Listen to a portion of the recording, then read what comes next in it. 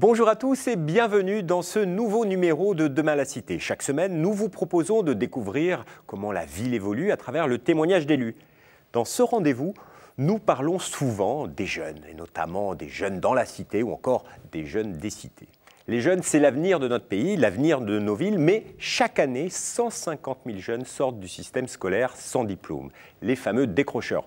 Aujourd'hui, nous avons voulu vous présenter un des acteurs qui aide les jeunes en difficulté, un réseau qui œuvre pour la réinsertion des jeunes, le réseau des écoles de la deuxième chance. Nous recevons pour cela Alexandre Chayer. Bonjour. Bonjour. Vous coordonnez l'ensemble des écoles de la deuxième chance de la région Champagne-Ardenne. Il y en a 11, c'est ça. Mais vous êtes ici parce que vous êtes président du réseau des écoles de la deuxième chance. Alors, certes, ces jeunes décrocheurs ne sont pas tous urbains, mais vraiment, comment se fait-il qu'aujourd'hui, en France, chaque année, 150 000 jeunes sortent du système scolaire? Comment vous expliquez cela ?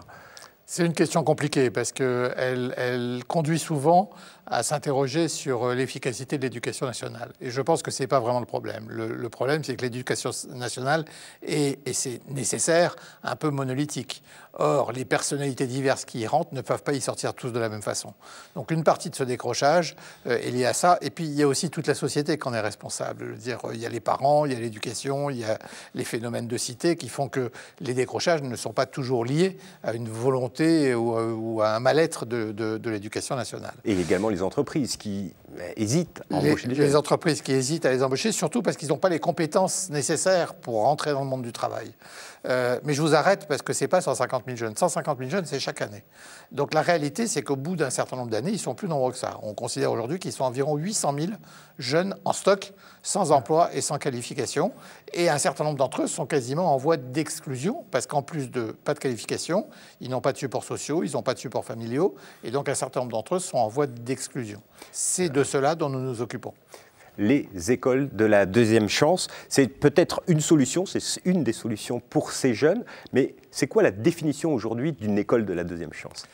Vous avez cité le mot décrocheur. Je crois que quand un jeune est décrocheur à 14 ou 15 ans, ou quand il sort de l'école à 16 ans, sans qualification, il n'est pas obligatoirement décrocheur de tous les autres systèmes qui existent. Il peut rentrer en apprentissage, il peut rentrer sur un contrat de professionnalisation. Ça, c'est du traitement de décrochage. Et l'éducation nationale a aussi un certain nombre de dispositifs pour traiter le décrochage. Les écoles de la deuxième chance sont plus dans une mécanique de raccrochage. Donc ça intervient un peu plus tard. C'est des jeunes dont l'âge moyen est de 20 ans et qui n'ont, pour près de 60% d'entre eux, jamais travaillé. Donc ils ne connaissent pas le monde de l'entreprise, donc ils ont fait un certain nombre de galères diverses et nous les récupérons beaucoup plus tard. Une école de la même chance récupère des jeunes sans qualification et sans emploi entre 18 et 25 ans pour les accompagner vers une vie sociale, citoyenne, professionnelle. Alors, je vous propose tout de suite de découvrir un sujet sur une école de la deuxième chance, celle de Bagneux, un sujet qu'on a réalisé il y a plus d'un an. Juste après sa création, on est parti à la rencontre d'un certain nombre de jeunes. Écoutez-les. Étudier, c'est une chance. Eux n'ont pas su la saisir. Trop jeunes, trop de soucis matériels, trop de difficultés. Ils sont sortis des rangs, livrés au désœuvrement. Mais depuis novembre de l'année dernière, l'école de la deuxième chance de Bagneux les accueille et leur ouvre les portes d'un monde professionnel qu'ils pensaient inaccessible. En 10 mois, remise à niveau et stage en entreprise leur offrent les premières armes pour faire leur place dans la société. Pendant un an, j'ai rien fait, j'étais perdu, on peut dire. J'ai 20 ans, je ne savais pas ce que je voulais faire, ça me perturbait beaucoup, ça me traumatisait. Je me disais, mais dans quoi je vais faire plus tard? 2 ans. 2 ans pas sans rien faire. J'ai postulé, j'ai fait des entretiens d'embauche, mais j'avais que des lettres de refus. Donc, je me suis dit, au bout de 2 ans, je me suis dit, autant que je fasse une formation. 1 an et demi à rien faire, à rester chez moi et à chercher ce que je pouvais faire. Je suis allé à la mission locale un jour et ils m'ont dirigé vers l'école de la deuxième chance. Aujourd'hui, il faut se lever tous les jours. Ici, on fait 35 heures par semaine, un rythme professionnel. Pas de professeurs, mais des formateurs référents au programme français, mathématiques, informatique et bureautique, mais aussi culture générale. Comme ce matin où on prépare un voyage à Lyon sur les traces de Jean Moulin. À l'EDC, on éduque au sens noble du terme, c'est des citoyens que l'on entend former, pas seulement des travailleurs. Se donner les moyens de s'intéresser à l'histoire, et pas uniquement dans les livres, c'est ça une seconde chance. Ah, l'esclavage non, vous avez assez de travail là sur la Seconde Guerre mondiale. Là, vous avez du travail. Eux, c'est leur thème à eux, leur thème de groupe. La culture générale, c'est aussi un outil pour apprendre à réfléchir. Moi, je veux quelque chose de dynamique et chacun à apprendre des connaissances de l'autre parce que ils ont des connaissances. Dans l'éducation nationale, on enseigne à un groupe classe. Ici, c'est un enseignement individualisé, donc on est en accompagnement dans les différents apprentissages avec les jeunes. Enseignement au cas par cas. Si l'école traditionnelle n'a pas eu le temps de se pencher sur les individualités, ici on le prend. Savoir lire et écrire est l'unique impératif à l'entrée à l'EDC. La motivation, c'est elle que l'équipe pédagogique tient à valoriser. On récupère des jeunes qui ont quand même entre 18 et 25 ans, qui ont arrêté leur parcours scolaire depuis plus ou moins un an, qui n'ont aucun diplôme. Nous, on les amène au niveau maths, français, informatique, bureautique, on les amène au plus proche possible des contraintes et des demandes du milieu professionnel. C'est un métier où il faut une constante adaptation en fonction du jeune. On part du jeune pour ensuite développer des outils pédagogiques. La pédagogie, elle se fait ici dans une relation privilégiée entre formateurs et stagiaires, mais surtout sur le tas, en entreprise. L'alternance est la raison d'être des EDC, avec en ligne de mire l'entrée dans la vie active. Pour ça, on multiplie les stages. Tony, lui, c'est dans une crêperie qu'il fait ses armes. Et à 18 ans, il sait déjà ce qu'il veut. Parce qu'ils nous aident pas seulement pour les remises à niveau, mais ils nous aident aussi pour intégrer une formation ou un CDD ou un CDI. Si mon stage est validé, je rentre en contrat pro. Voilà, travailler dans la restauration et en faire mon métier. Et pourquoi pas, par la suite, monter dans les grades. Partenariat, aide au financement, les entrepreneurs entretiennent une relation privilégiée avec l'école. Alors notre lien avec les entreprises, il est très fort, puisque évidemment ici on travaille pour l'insertion professionnelle des jeunes que nous accueillons, avec des stages en entreprise très régulièrement pour qu'ils puissent découvrir un métier. Il faut que le jeune en ait vraiment envie pour y arriver. C'est grâce à l'école que j'ai vu que j'adorais les personnes âgées. Avec les stages, c'est grâce à ça que j'ai trouvé mon projet. Ma voie professionnelle, c'est grâce à l'école que je l'ai trouvée. Sans ça, j'aurais jamais su ce que je voulais faire plus tard. Je suis en maison de retraite en tant qu'aide-soignante et mon projet, ce serait d'être aide-soignante avec les personnes âgées. Et après mes 3 ans, je peux passer mon concours d'infirmière. Santé, grande distribution, équipement sportif ou restauration, à 66%, les jeunes sortent avec un CDI, CDD ou une formation qualifiante. Il ne tient plus qu'à vous de saisir votre chance et de retrouver, comme eux, l'envie de réussir. L'école deuxième chance, c'est un bon plan. S'il n'y avait pas l'EDC, je serais encore perdu. Ici, il y a des profs qui t'aident à faire des cours, à t'améliorer, ils te trouvent des stages ensuite. Je suis motivée à fond. Monsieur Chayer, ça représente bien le fonctionnement de toutes les écoles, ce sujet? Le fonctionnement peut-être de toutes les écoles, peut-être pas. Il faudra qu'on revienne sur ce sujet. En tout cas, ça représente bien le type de jeunes qu'on accueille dans ces écoles. Ici, c'est Bagneux, mais à Marseille ou à Lille ou à Toulouse, on accueille effectivement ce type de jeunes. Et ça représente bien cette idée d'être accompagné vers un métier choisi, tout en y ajoutant une remise à niveau des savoirs de base. Et ça correspond bien effectivement à l'idée des écoles de la deuxième chance, basée en plus sur un système d'alternance avec l'entreprise. Alors, les téléspectateurs se demandent si ça fonctionne. Eh bien, on a mené l'enquête. Alors, Fanta, qu'on a vu dans ce reportage, elle est devenue assistante de vie. Mais là, tout récemment, à cause de problèmes de dos, ce métier est trop physique pour elle, elle se réoriente vers un autre métier qu'elle a découvert, c'est le secrétariat. Il y avait également Tony, celui qui était dans la crêperie. Lui, il s'est engagé dans l'armée et il travaille dans le mess des officiers. Il a trouvé sa voie. Slide, lui, par contre, est actuellement au chômage après un CDD de 6 mois, mais il cherche activement du boulot. Par contre, il y a le fameux Sofiane, on n'a pas réussi à retrouver sa trace, on ne sait pas ce qu'il est devenu. C'est un enjeu pour vous de suivre vos jeunes après l'école de la deuxième chance? Bien sûr, c'est un enjeu et ça fait partie de nos obligations de faire un suivi post-parcours. Simplement, ce suivi post-parcours n'est jamais très simple parce qu'il peut être un peu administratif. On essaie de rappeler les jeunes, voir où ils en sont, etc. On essaie de les accompagner. On n'est pas tout seul parce que les missions locales reprennent leur rôle de conseiller auprès de ces jeunes quand ils sont sortis de l'école.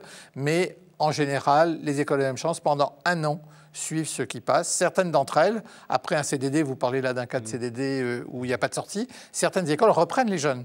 Après un CDD de 3 mois ou de 4 mois, reprennent les jeunes pour les aider à retrouver un nouveau CDD. Donc ce suivi post-parcours fait partie intégrante de la mission des écoles de la même chance. Par contre, vous en avez perdu un. Il est vrai qu'au bout d'un an, déménagement, on a trouvé du travail, on est parti ailleurs, on a du mal à retrouver la trace des jeunes et nous n'avons pas actuellement d'études claires sur qu'est-ce qui se passe 3, 4, 5 ans après. On n'a pas d'études claires sur la durabilité dans l'emploi. Et c'est des études qu'on va essayer de mener dans les années à venir. Il y a quelque chose quand même d'assez compliqué à réaliser, j'imagine. Compliqué, mais oui. Revenons sur ces écoles. Visiblement, ça fonctionne bien. Et pourtant, c'est un outil, une école qui a une histoire récente. Oui, c'est une histoire toute récente. La marraine du concept est Mme Edith Cresson, qui a, quand elle était commissaire européen, qui a produit un rapport sur le problème des jeunes en voie d'exclusion et qui a suggéré ce concept d'école de la deuxième chance. La première est née à Marseille en 1997. Pendant 3 ans, elle a été un peu un test des mécaniques. Ensuite, 4-5 écoles sont venues se créer entre 2000 et 2004. Et en 2004, ces 4-5 écoles ont décidé d'écrire une charte des principes et de créer cette association Réseau EDC France qui, depuis, s'est fortement développée. Alors aujourd'hui, le réseau, c'est quoi ? Aujourd'hui, le réseau, c'est 110 écoles sur le territoire national, aussi bien en métropole que dans les départements d'outre-mer. Donc c'est 110 écoles qui accueillent environ 15 000 jeunes. Avec une progression qui a été importante ces dernières années parce qu'en 2009, l'État a décidé d'intervenir financièrement auprès des régions et donc ça a évidemment boosté un peu le dispositif. Aujourd'hui, c'est 15 000 jeunes.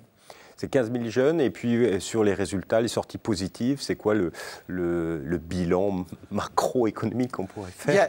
En fait, il y a 2 résultats. Le premier résultat qu'il faut toujours souligner, c'est que ces jeunes, quand ils rentrent dans une école de la deuxième chance, ils sont souvent un peu en stratégie de rupture avec la société.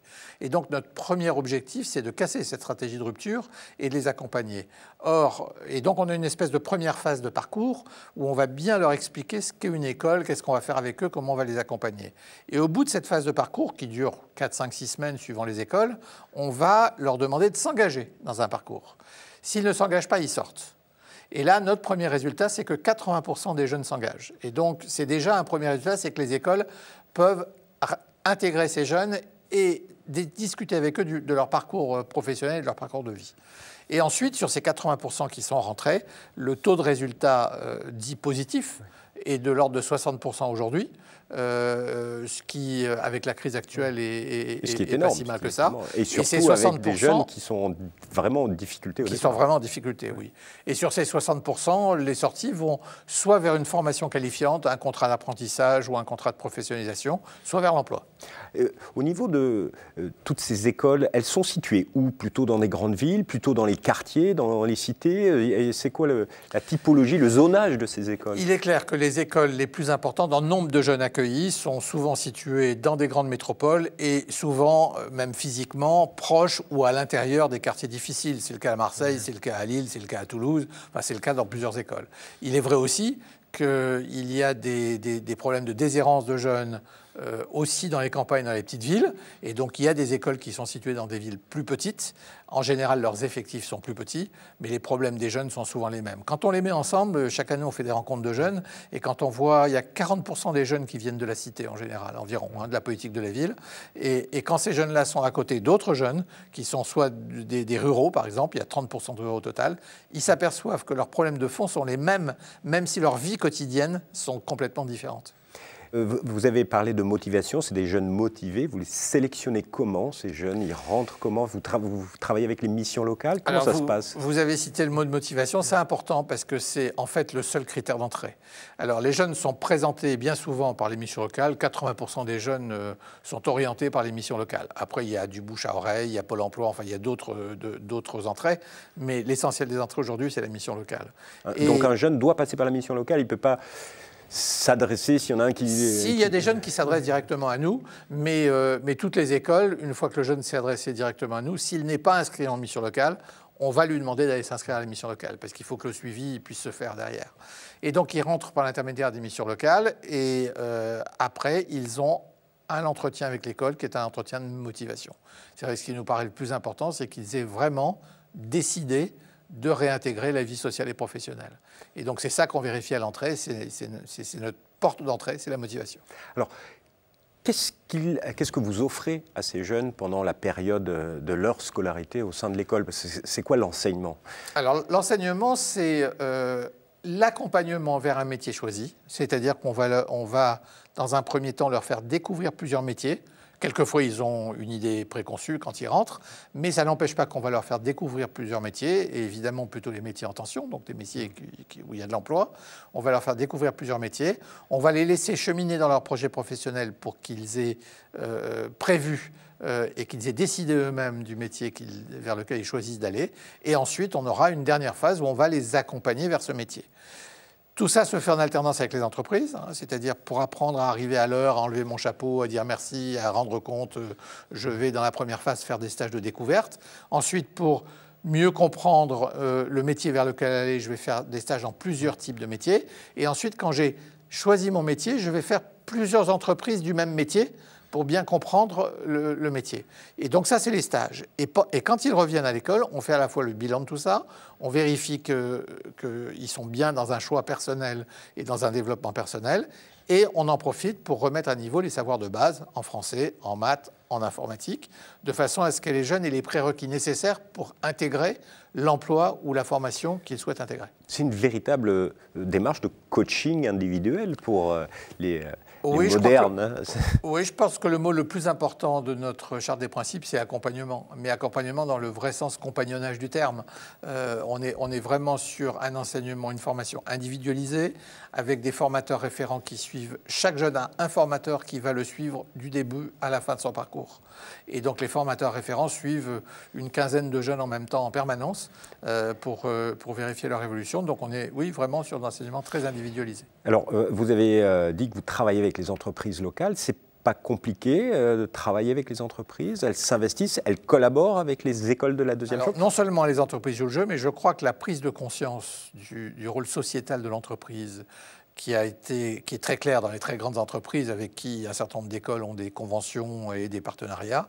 Elle existe aussi dans les PME, elle existe aussi chez les artisans. Et les artisans ont une bonne connaissance par l'apprentissage du compagnonnage. Et il n'y a pas de problématique pour trouver les stages des jeunes. C'est un des effets positifs de l'école, c'est qu'elles sont tellement intégrées dans leur milieu local que localement elles sont très connues et qu'on n'a pas de problématique de stage pour les jeunes. Aujourd'hui, dans les écoles, les entreprises s'investissent aussi dans le fonctionnement de l'école. Vous travaillez, il y en a certaines qui travaillent avec des chambres de commerce et d'industrie. Tout à fait. Elles sont aujourd'hui intégrées à plusieurs niveaux. Dans beaucoup d'écoles, elles participent à la gouvernance. Certaines écoles sont présidées par des chefs d'entreprise. Donc dans beaucoup d'écoles, les entreprises participent à la gouvernance. Deuxièmement, elles participent à la pédagogie, soit par l'intermédiaire des stages, soit parce qu'elles envoient des entrepreneurs ou des cadres d'entreprise pour parler ressources humaines, pour parler métiers, pour faire des entretiens, de faux entretiens d'embauche, etc. Donc il y a une forte participation de l'entreprise à la vie pédagogique de l'école. Et puis ensuite, évidemment, on les attend pour l'accompagnement vers l'emploi ou vers la formation. Aujourd'hui, donc, des jeunes en difficulté, des entreprises qui jouent le jeu avec les écoles de la deuxième chance. Vous avez vraiment un rôle de développement de territoire, de développement économique, un acteur. Vous êtes un des acteurs. Comment vous travaillez avec les territoires, les communes, les villes, les communautés de communes, les agglomérations, les départements, les régions ? Alors, d'une part, on travaille avec toutes les collectivités dans la mesure où le dispositif École de la deuxième chance a ceci de particulier, c'est que pour son financement, tous les partenaires sont autour de la table. Ce n'est pas un financement d'État, ce n'est pas un financement uniquement des régions, mais il y a les régions qui sont nos financeurs principaux, il y a le FSE, donc l'Europe qui est présente autour de la table, il y a l'État qui est présent autour de la table, mais il y a aussi des départements, des communes, les entreprises par l'intermédiaire de la taxe d'apprentissage. Et donc, en fait, dans la gouvernance et dans le financement des écoles, tout le monde est autour de la table. C'est un côté assez important pour les jeunes que nous recevons parce qu'on est capable de leur expliquer qu'on est tous là pour les aider et pour les accompagner. Mais mettre tout le monde autour de la table, c'est peut-être un petit peu compliqué pour créer une école. Il faut prendre son bâton de pèlerin, convaincre, ça dure longtemps. En Champagne-Ardenne, racontez-nous en combien de temps on a créé telle école ou telle autre école. Oui, c'est un peu long. Je pense que le dossier en Champagne-Ardenne, par exemple, la première école s'est ouverte à Châlons-en-Champagne et le premier dossier proposé aux acteurs locaux et aux financeurs locaux daté de 99 et de fin 99, et l'école a ouvert ses portes le 1er janvier 2002. Donc vous voyez qu'il s'est passé 2 ou 3 ans pour mettre tout le monde autour de la table, pour expliquer le dispositif, pour expliquer ce qu'on pouvait faire. Qui doit porter Aujourd'hui, ça va un peu plus vite. Aujourd'hui, ça va un peu plus vite que qui ça. Doit créer, qui peut créer une école? C'est les porteurs institutionnels de démarrage ont souvent été des communes ou des chambres de commerce. Ça s'est fait comme ça. Au démarrage, c'est souvent des communes ou des chambres de commerce qui ont été les porteurs de projets. Aujourd'hui, on voit aussi des conseils généraux, on voit aussi des régions qui ont porté elles-mêmes le projet sur les fonds baptismaux. Mais il y a toujours un porteur institutionnel. Face à ce porteur institutionnel, il faut faire des études pour vérifier où est-ce qu'il faut s'installer, pourquoi, comment, combien de jeunes, à quoi on peut répondre. Il faut aussi vérifier qu'il n'y ait pas, que ce ne soit pas concurrentiel avec d'autres dispositifs existants sur le terrain, parce qu'il y en a bien d'autres que le nôtre. Et puis après, on démarre. Et vous démarrez, et puis il y a un label. Il y a un label école de la deuxième chance. Mais qu'est-ce que c'est que cette histoire? On peut créer une école de la deuxième chance sans être pour autant labellisé? Ah non, on ne peut pas. Non, on peut pas. La marque est protégée et déposée. Et pour obtenir cette marque, il faut passer. Il y a un processus de labellisation. En fait, ça vient du fait que les écoles de la deuxième chance ont été reconnues par l'État dans le cadre du Code de l'éducation, donc qui donne un certain nombre d'obligations, et que pour être sûr de la garantie et de la qualité du mode d'enseignement qui est délivré par les écoles, on a monté un processus de labellisation. Et donc les écoles doivent, tous les 4 ans, repasser par ce processus de labellisation pour avoir le droit d'avoir la marque et aussi pour avoir le droit d'avoir un certain nombre de financements. Parce qu'il y a certains financements qui ne sont autorisés que si on est école de la deuxième chance. Alors, une question sur, une fois qu'une école est labellisée, qu'elle œuvre sur un terrain, parlons du territoire de l'Île-de-France, parce que nombreux sont les téléspectateurs qui nous suivent en Île-de-France. Vous intervenez souvent dans des quartiers difficiles. Est-ce que vous travaillez avec les acteurs de la politique de la ville? Parce que là, vous êtes peut-être un acteur clé. Oui, c'est très important. C'est vraiment très important, en particulier dans la région Île-de-France. Il y a actuellement 8 écoles en Île-de-France, parce qu'il y en a une par département. Mais chacune de ces écoles a plusieurs antennes. Par exemple, en Seine-Saint-Denis, il y a 4 écoles.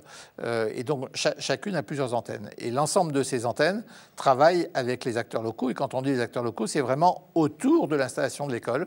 Toutes les associations de quartier, toutes les associations de jeunes qui existent sont en général des partenaires du dispositif. Et c'est vraiment très important d'être intégré dedans. Même dans des lieux moins denses en population que la région parisienne, à Châlons-en-Champagne, l'école, elle est dans un quartier en rue. Et donc, il était extrêmement important, puisque le quartier était en pleine rénovation, qu'on soit capable à la fois de l'expliquer aux jeunes, à la fois d'avoir des jeunes qui fassent des stages sur l'ensemble des métiers qui étaient là, et à la fois que derrière ça provoque quelques embauches de ces jeunes. Et est-ce que ça a été le cas? Oui, ça a fonctionné. Oui, ça a fonctionné. Donc le programme de rénovation urbaine avec l'ANRU a permis à certains jeunes d'être en stage et certains d'être en CDD sur ce programme. Et il y a même eu un jeu à l'envers, c'est-à-dire que le programme de l'ANRU prévoyait le recrutement d'un certain nombre de jeunes du quartier sans qualification, mais ils n'étaient pas prêts. Et donc, ils sont passés à l'école de la même chance pour au moins remettre à niveau une partie de leur savoir de base avant de pouvoir intégrer des stages ou des CDD sur ces chantiers.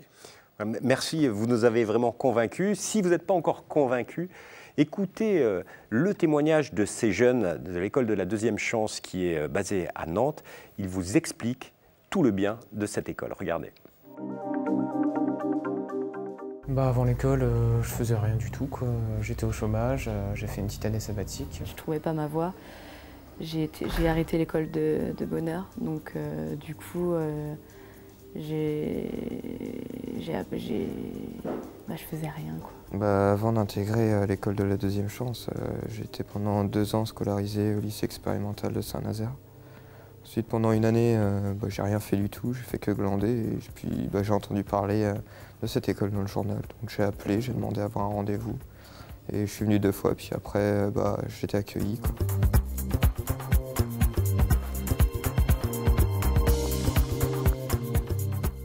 qu'on apprend ici, on apprend un peu, je sais pas, à se développer, à se démerder par nous-mêmes. Genre, c'est tout bête, mais des lettres de motivation ou des CV. C'est des enseignements variés, mais il y a aussi des techniques variées, comme là aujourd'hui, on a fait un travail sur l'estime de soi, la confiance et la façon d'être et de parler autour du théâtre avec un intervenant extérieur. On m'aide pour monter mon projet professionnel, c'est-à-dire je voudrais faire soit libraire, soit barman. Et si on veut faire des cours d'espagnol, on peut avoir des cours d'espagnol, on peut se remettre, en fait on est instruit dans ce qu'on veut faire, dans ce qui nous plaît. Est-ce que vous avez l'habitude de faire des lettres de remerciement quand vous faites des stages? Non. Alors justement, je pense que c'est important de le faire. C'est vraiment divers, parce qu'il y a du cours théorique sur l'emploi, les métiers, les employeurs, enfin vraiment sur la formation pure, mais aussi un peu sur la culture, sur l'environnement nantais, l'agglo nantais. Par exemple, hier, mardi et la semaine d'avant, on a été à l'association Calypse pour faire un peu de la musique. C'est bien encadré, on a chacun un formateur pour chaque personne, un référent. Si on a besoin de plus de maths, plus de français, plus d'histoire, plus de langue, ça va, sur notre parcours personnel, on va plus se diriger vers les branches qui nous correspondent le mieux. C'est une différence entre l'école basique et les formateurs et l'école de deuxième chance là. Les formateurs, on a un rapport beaucoup plus adulte avec eux. C'est important de savoir comment les gens sont dans le métier, comment ils en sont arrivés là, comment ils ont trouvé leur travail, quelle formation il faut. C'est le but du stage, ça aussi. C'est pas seulement que de travailler, mais c'est comment gérer demain, quoi. Il n'y a pas de notes scolaires, 18 sur 20 en maths par exemple, ça chez nous ça n'existe pas. C'est le parcours de l'effort et de l'individu qui apprend. En fait, on n'est pas que sur des apprentissages, mais comme je disais récemment à une collègue, on est aussi sur des comprentissages. C'est un mot peut-être que j'ai inventé, mais on est aussi sur la façon de comprendre les choses et comprendre son environnement. Il n'y a pas qu'apprendre. Comme tout le monde le sait, il y a aussi comprendre. Ce qui nous motive à venir, c'est peut-être le nom, la seconde chance. Je ne sais pas si ça veut tout dire. On sent qu'ils ont envie de nous voir réussir et ils nous poussent jusqu'au fond de nous-mêmes pour y arriver. Qu'est-ce que ça m'apporte? De sentir quelqu'un déjà. De sentir d'être quelqu'un, de ne pas être considéré comme un chômeur. C'est 9 mois d'enseignement, c'est 9 mois pour après avoir quelque chose de stable. Et par rapport à la vie de maintenant, je pense qu'on a tous besoin de quelque chose de stable.